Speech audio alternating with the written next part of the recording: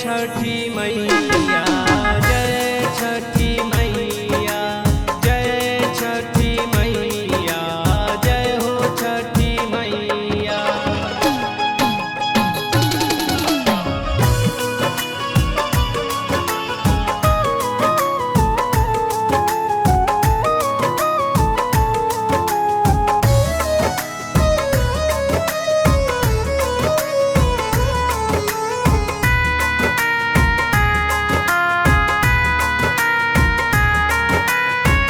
महिमा बा छठी माई तोहरो अपार हो, जाने ला बात ई पूरा संसार हो।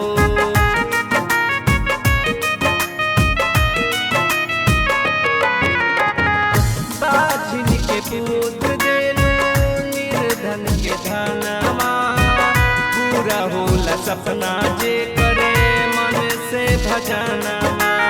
जय छठी मैया, जय छठी मैया, जय छठी मैया, जय हो छठी मैया।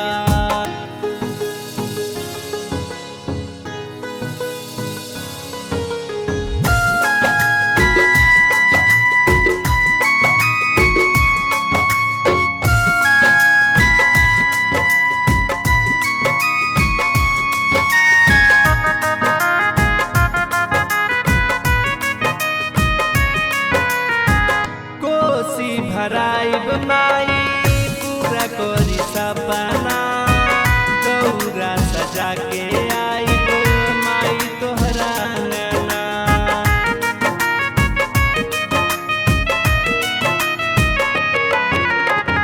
हर साल भूखम माई परबिया तोहार हो, कबहू न भूलब माई तोहर उपकार हो।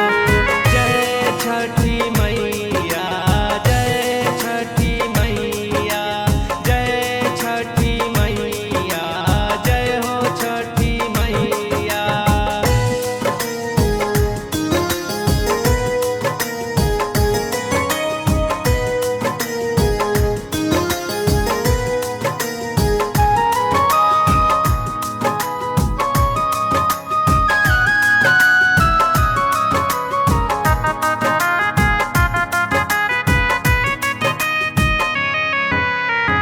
बेटी मांगे भीख माई